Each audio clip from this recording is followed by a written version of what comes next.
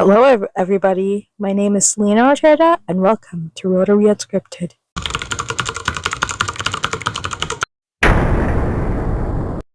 Ready? Yes. Yes, I'm ready. Okay, so I'm joined here by Mr. Alvin Mangona. Tito Alvin, can you please introduce yourself and give Yes. us a bit of your background? Yes. Hi. Hi, Polly. Thank you for calling me Tito Alvin rather than calling me Pipi Alvin, ha? I don't want you calling me Pipi Alvin. Okay, call me Tito Alvin instead. So my name is Alvin Mangona and I am from the Rotary Club of Kagitingan, Cubao. I joined Rotary August of 2016, and I was past president of Kagitingan Cubao 2022-2023. At that time, the theme was called Imaginative Super President. So back then, I was called ISP. I have two kids, a son and a daughter, and my loving wife is named Marvy. And yes, that's it. Mhm.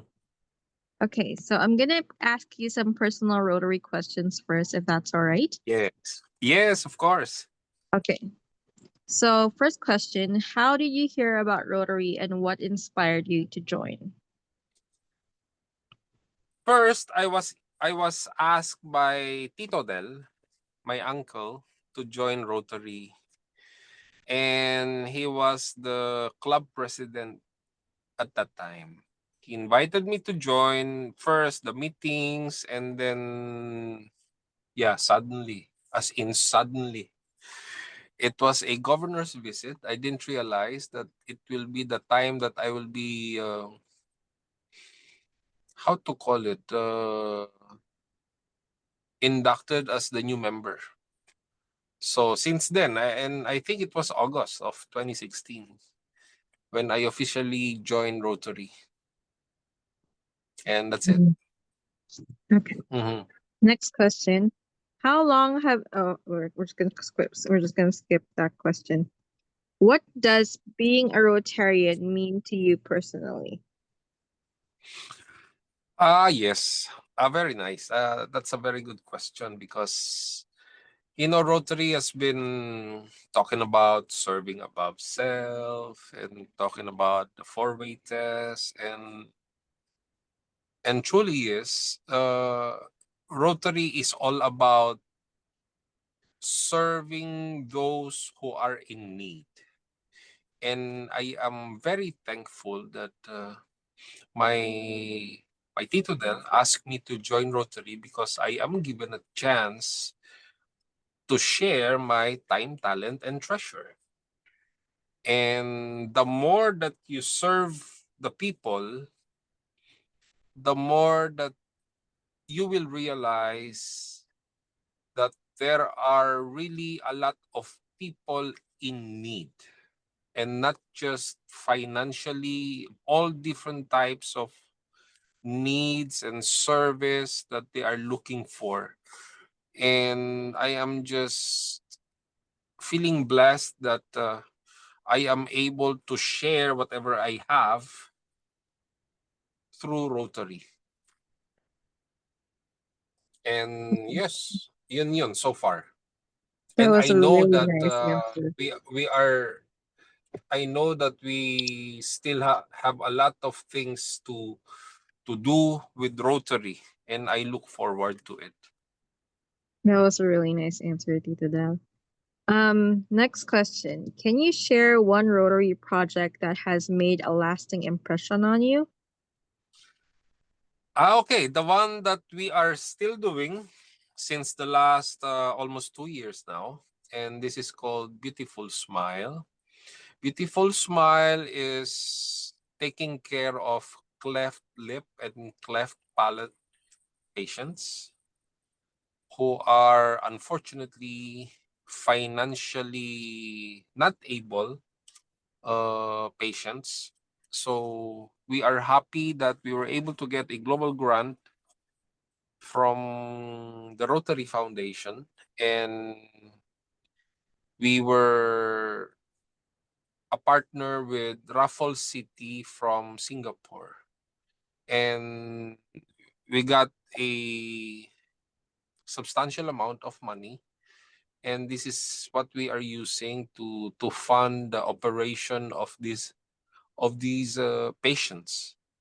And from then on, it really touched me a lot, and I realized that doing this project is becoming a truly life changing or life transforming event of their lives, no? So malaking bagay really. Mhm. Okay, let's do the last personal question. How has Rotary changed the way you see service and leadership? Well, service is just, well, certainly making yourself available to whoever is in need. And leadership for me is something about, it should start with yourself, of course, that you should be a good example. And then secondly, that while making yourself available, that when you are trying to reach out to people, trying to organize a project, it is important that a leader will be the one orchestrating the activity, somebody who is telling the team where to go, what to do, how to do it, and making sure that all systems are running according to the desired result. So for me, that's what leadership is all about. And of course, lastly, which is also very important, leadership is something that is a source of inspiration by the team to keep them going.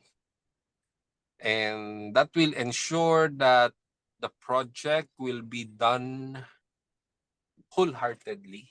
No, it's not just a mechanical thing. It is all coming from the heart and not just from the mind, sabi nga. That was a really nice answer, Tito Del. Okay, now I'm going to go back to the cleft palate program. How did you first become involved with the cleft lip program? Hello, yeah, can you repeat that, please? I Oh, sorry. think I missed you for a while. How did you No, no, first no, no. become? It's not the audio. It's not the audio. It's the video.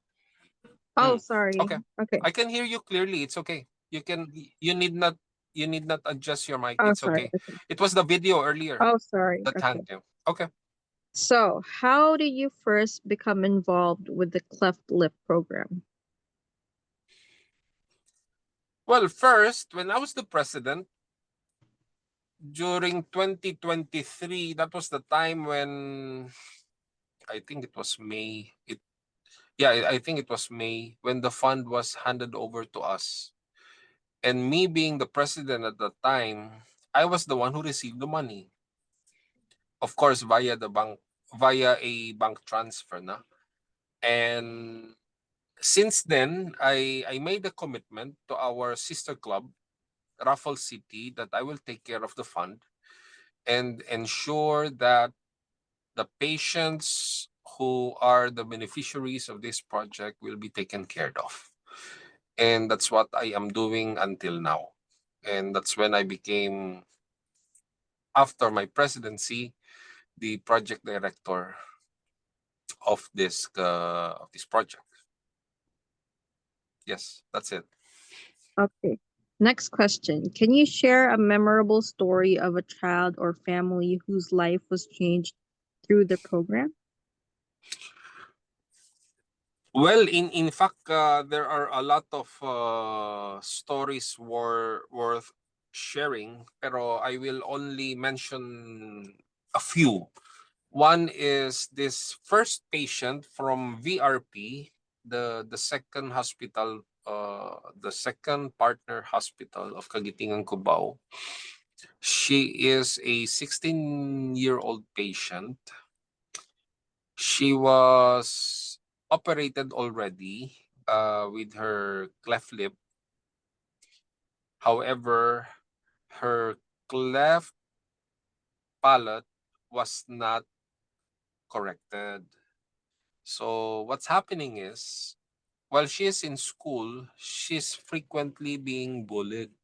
So whenever she's doing the recitation, her classmates are always laughing at her. So kawawa siya talaga. And since she is constantly getting bullied, she decided to drop out of school. So kawawa talaga. Mhm. And last February of this year, she was the first patient of VRP Medical Memorial Center, and her palate was corrected already. And then after, I think, 4 or 5 months, it was a month ago, when her lip was also corrected, Mhm. because at the time when she got operated on her cleft lip, it turned out that the budget was finished. So it's like a quick fix cleft lip operation. So kawawa again, no? And that's when we realized that for her to have that complete life transformation, we decided that we will cover still for that lip operation.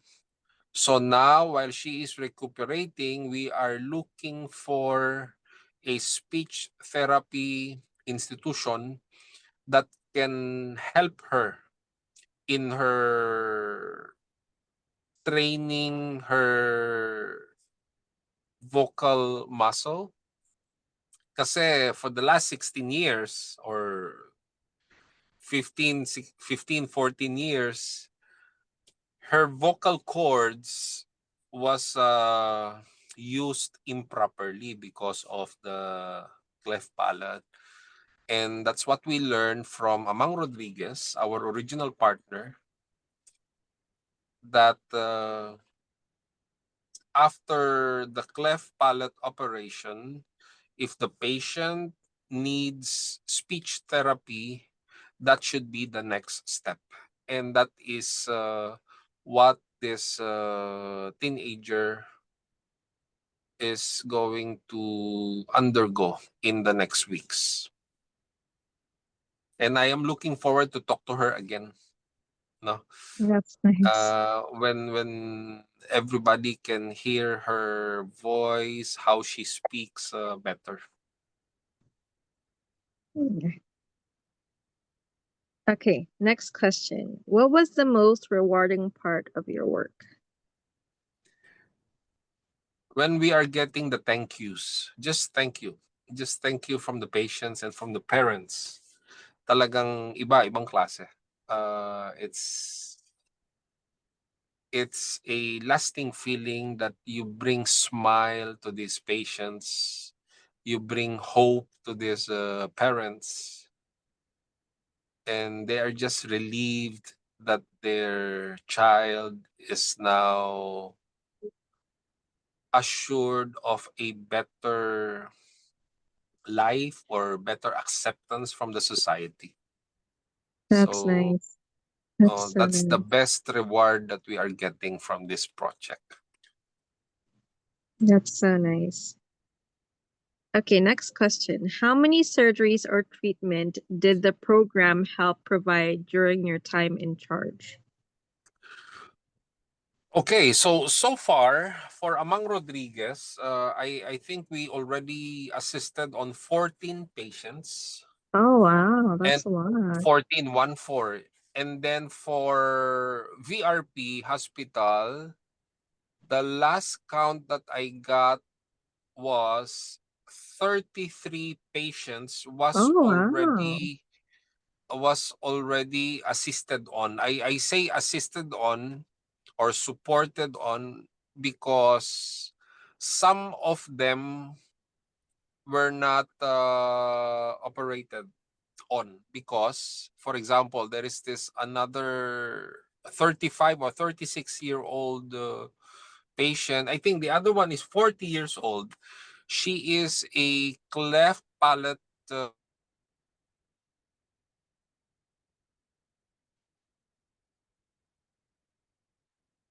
Tito Alvin, you okay? Your video just froze.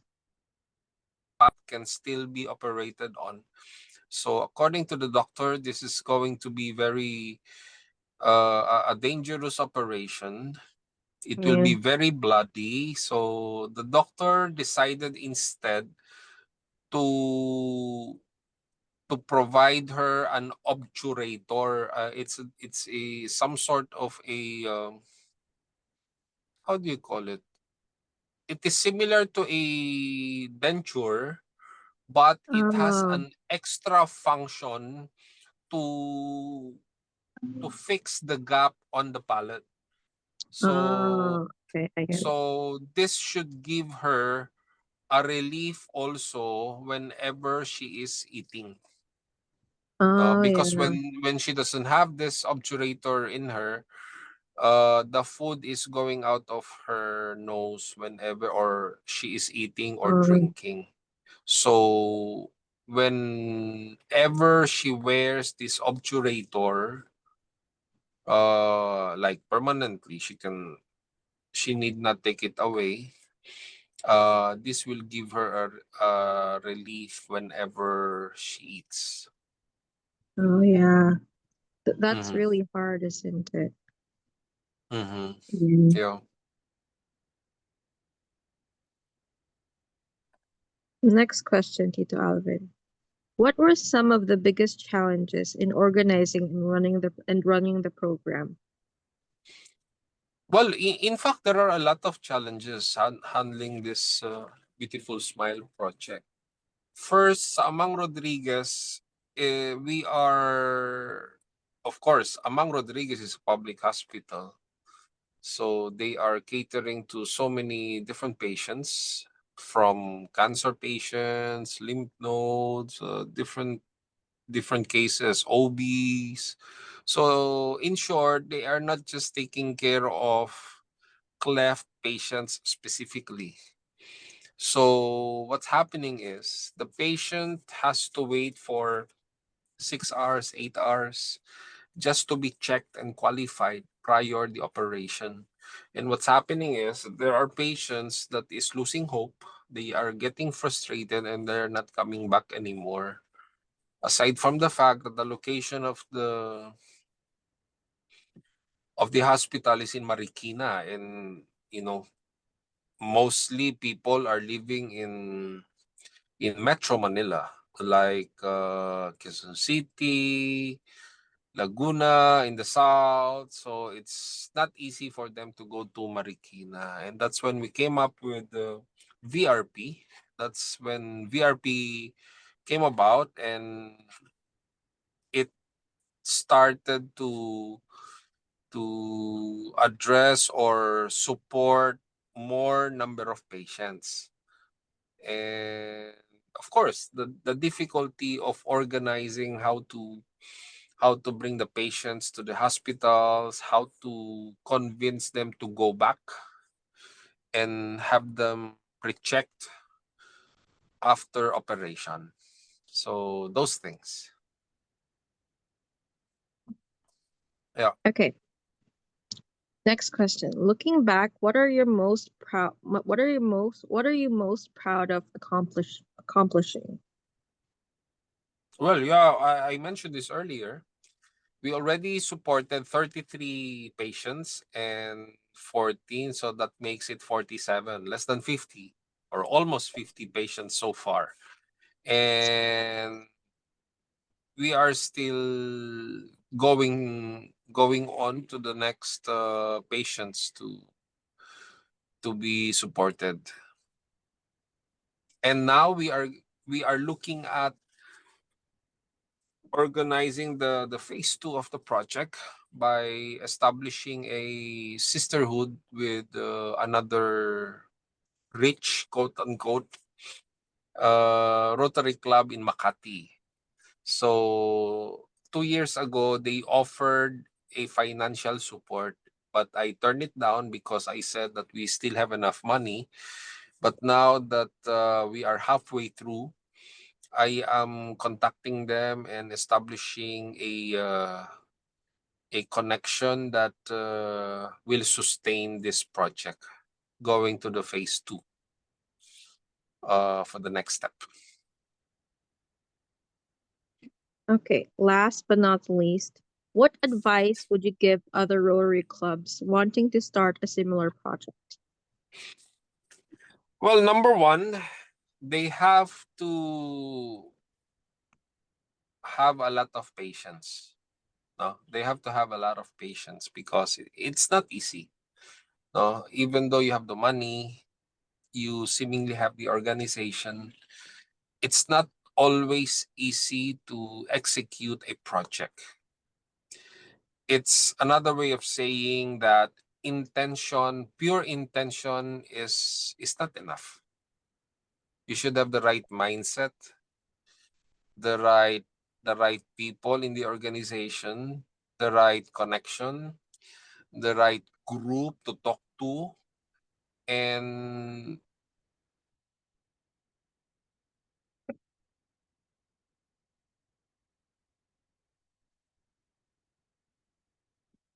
the next step, another which is have a big bang, a big kickoff of the project. The next challenge is always the the follow through, and now what we are looking for is the succeeding phase of the project because patients are still coming in.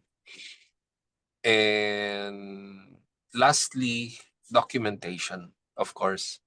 This is very important because this documentation will ensure that all expenses are properly documented, that when we do the liquidation to Rotary Foundation, everything can be tracked and traced, that all expenses are properly spent to ensure that Kagitingan Cubao will not be compromised. Yes, that's it. Thank you so much, Tito Alvin. Yes, Thank you're you so welcome. much. Okay, and thank you for this opportunity to talk about our project, because you are Kagitingan Cubao as well. And thank you also for helping the club. You are one of my inspiration in staying and going through these challenges in Rotary. And keep it up. I congratulate you for this podcast, Thank you so much. and just keep on going. Okay? Thank you, Tito Alvin. Thank you so much for the interview. Yes. Bye. Okay. You're welcome.